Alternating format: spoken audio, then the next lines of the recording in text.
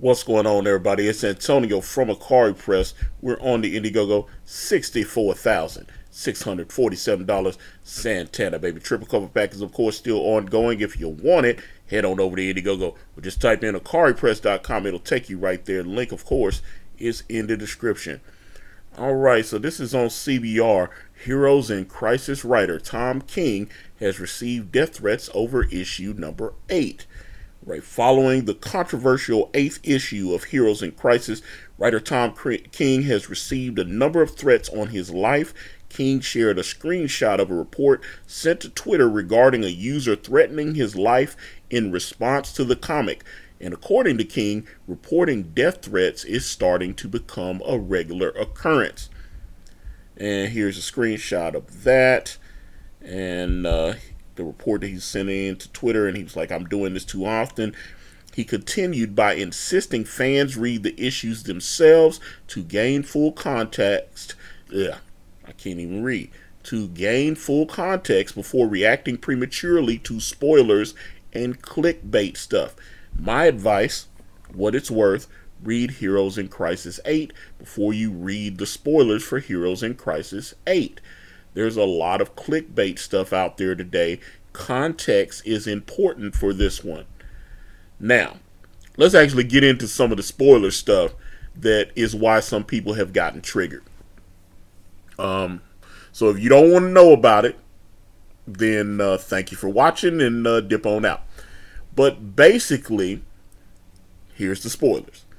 Wally West is apparently a huge mass murderer now. He's killed a bunch of people. Although it looks like it might have been a slight accident. He was not able to control all the speed force, and he tried to vent it, and it killed a bunch of people. But a lot of people don't like this. A lot of people are like, why are you making Wally West a mass murderer?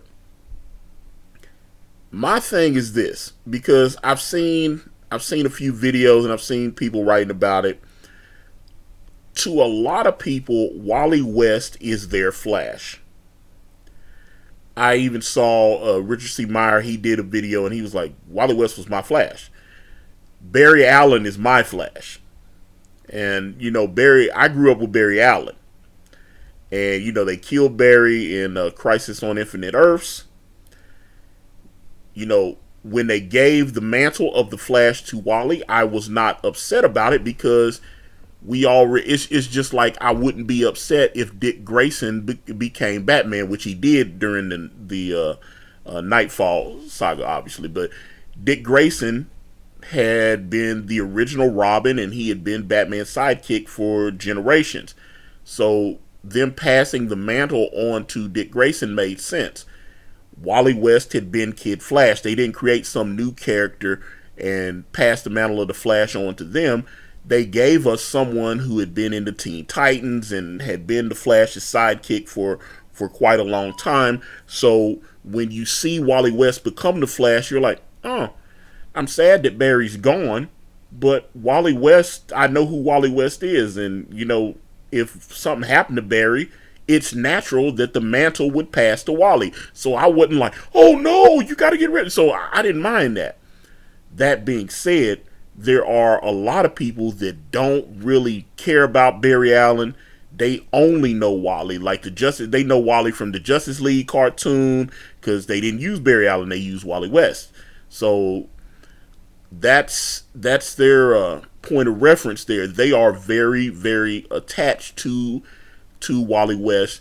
And I know I talked to a lot of people that spoke about when Jeff Johns did Rebirth with Ethan Van Sciver, and they felt like Jeff nerfed Wally a little bit to build up Barry. They were like, hey, Barry's the Flash. But if you notice when they did Green Lantern Rebirth, they did the same thing. Like Kyle Rayner's pushed into the background because, hey, we want the real Green Lantern back. We want to bring Hal Jordan back. So when Jeff did that, it didn't really shock me that they were like, okay, I like Barry Allen as the Flash, so I'm bringing him back. So yeah, Wally's gonna, he's gonna get pushed into the background a little bit.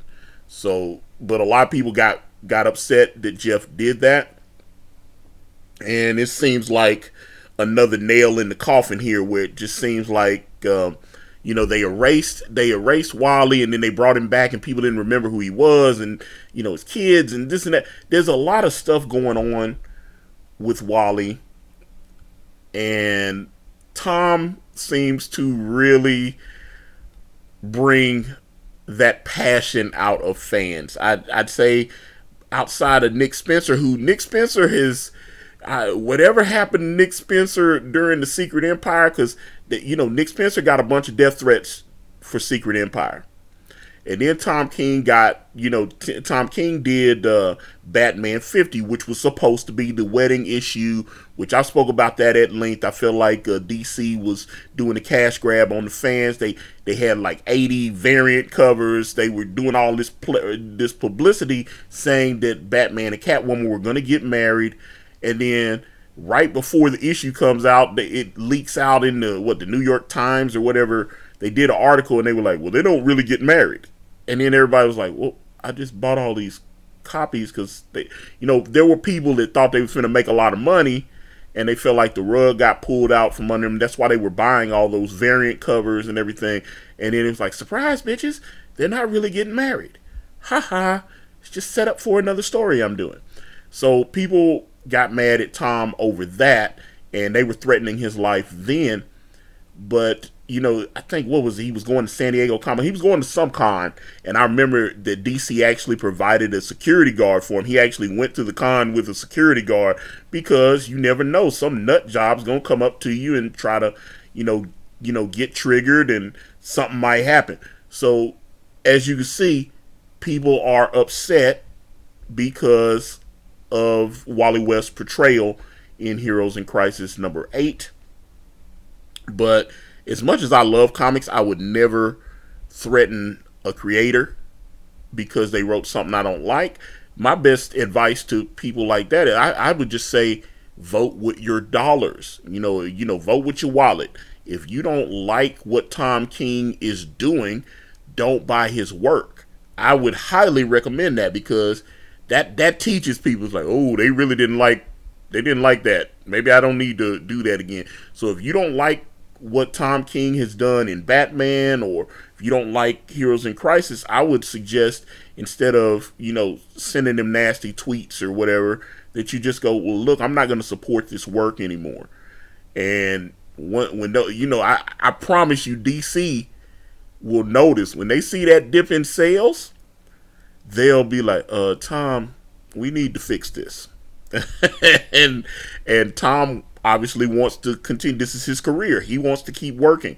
So he's not trying to write. He's trying to write enjoyable stories that the fans like. He's not trying to write things that are getting everybody ticked off and wanting them to die or whatever. So he wants you to enjoy his work, I'm sure. I don't have a problem with Tom. I've enjoyed a lot of the stuff I see some people say he's like the worst Batman writer ever, but I've also seen people say Scott Snyder was the worst Batman writer ever, and I love Scott Snyder's Batman. So it's like, man, Scott Snyder's Batman was terrible. So I was like, okay. Court of Owls, baby, love it. But I don't know. Tell me what you guys think about this, because I know there's some people that are reading Heroes in Crisis. Like I said, it's not perfect. I've read some.